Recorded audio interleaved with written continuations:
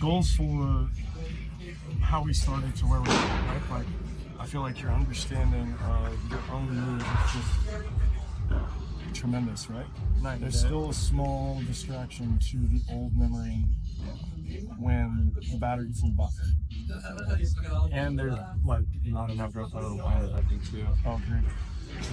We've done at least 80% of my work in here out of the strike. Just to start from a simpler place. But I think we've reached the point where like having a thoughtful move into, because right now it's like I'm just moving my old way to start my windup. And so I think that is just lending me straight to the problems that I used to do, even with knowing what I know. So you gotta look at the setup, I think, a little bit. Even then with your move, you're still able to get to that new extinction point. Yeah, right. And still spin it consistently and keep it down. But if you weren't, then the ball would be in the zone and just up. Yeah. So you just use the power. Power is right where we want to go, and we're at inside, no good. But that's gonna play nice. The on-ramp process has gone up nicely from first pen, First pen creeping into 86, 87s, and 88s. It's been a nice 1 mile an hour a week almost. Oh yeah. No, I'm not unhappy, man. I feel good. Like, my body feels good moving through these. We've reached like a point of finding. We have one more outing before you leave? Yeah. One more and then Australia. It's exciting. Oh yeah, for sure. I'm pumped. Winter ball was by far my favorite when I played, because it was just a different. Obviously, I've never been to Australia, but every ball I went to felt different than summer ball too. With just like the vibes. People knew it wasn't the real season, but yet it was so competitive. Yeah. It's I mean, and the Aussies are always, they got fire for everything they do. So it's always fun to go down there and compete with those guys. And it's funny, we know a guy. We have a mutual friend, of course. Right. As a party. As the hippo knows everybody in baseball. Yellow Sharks. As a party, by the way. Yeah. If you're watching, as you watch everything, because you're a beautiful human, I distinctly remember facing you and being involved in that weird fight that we were in on 4th of July. So we'll talk about that one day, where we were outnumbered like 3-1 in the Pickless League. So there's a video on YouTube somewhere. But anyway, well, dude, it's been fun.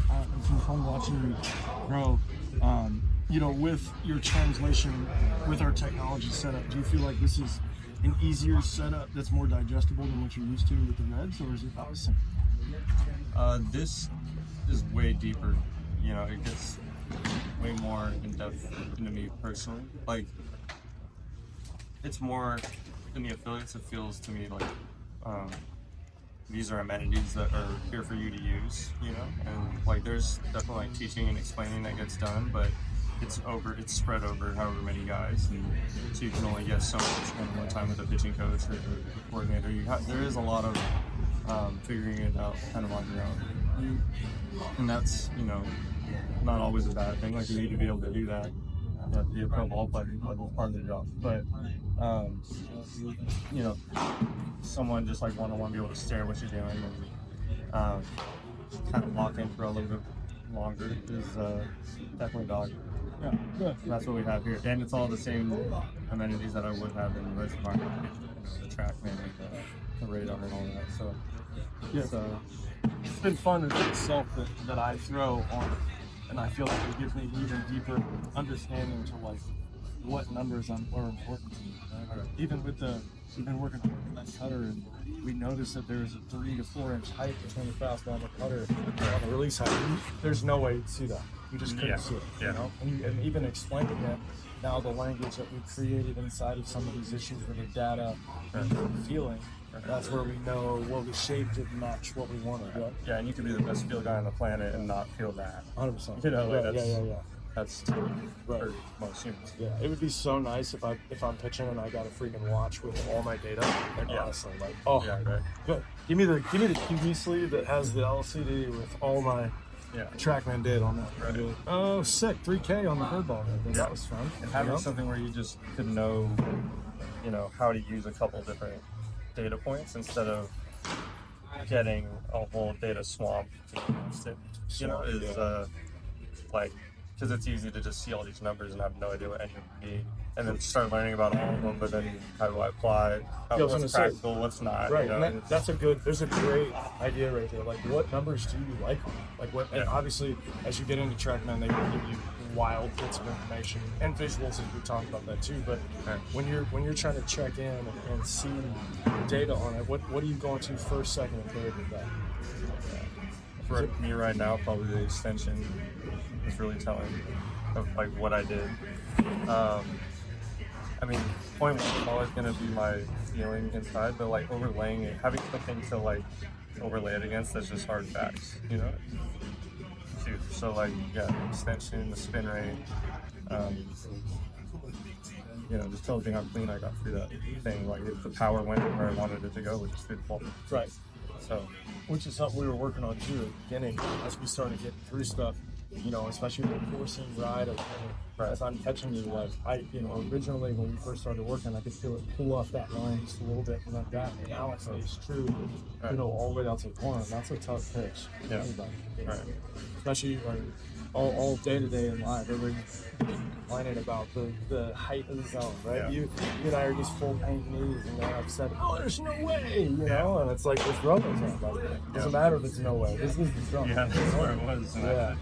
For sure. Yeah, and it's it's just because the optics are crazy in here when you do it right.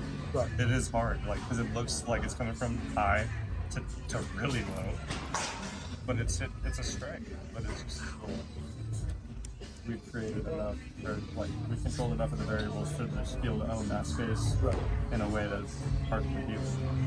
And you layer enough of those on top of each other, not just like a low heater, a couple different versions of the heater low, or you start layering. Now you're playing the game. Yeah, and that's what's fun about talking to the hitters afterwards and stuff too. Is when we have this MMA gym type idea where everybody's in here just trying to get better, no egos. You can really sort of tackle, sequences that you want to work on, or archetypes of reading swings and hitters. That's probably my favorite part about the game is watching actually what's happening in the game, which is why I get upset watching a major league game when we cut away to the popcorn guy in every pitch. No, show me the hitter's reaction. I want to see what he did, what he looked at. Even today there's a couple things that happened. I'm not sure if you were watching, but there's a couple guys got in the storm line. They did it again, but they just showed me what their general thought process from their swing. So if I know what you're trying to do, I'm gonna do the opposite. I just don't. That's how we get into starting to talk about reading. We were talking with Odell about biting. Yeah. And then hit bites, hand bites.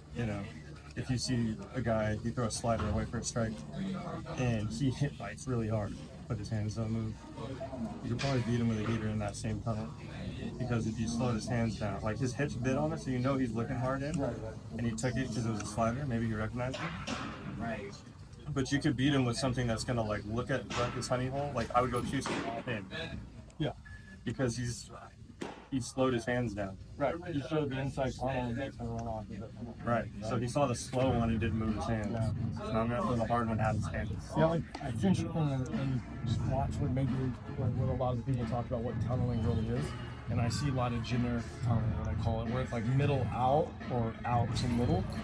And yet what you and I have talked about creating tunnels where the previous tunnel doesn't equal the same tunnel in the next pitch, but it may touch that tunnel, right? Right. It may touch the tunnel, but how long does it stay in the tunnel before it breaks off that tunnel? And that's where you just get so much confusion on these guys, and they're all upset. Oh, you're definitely, you're on today.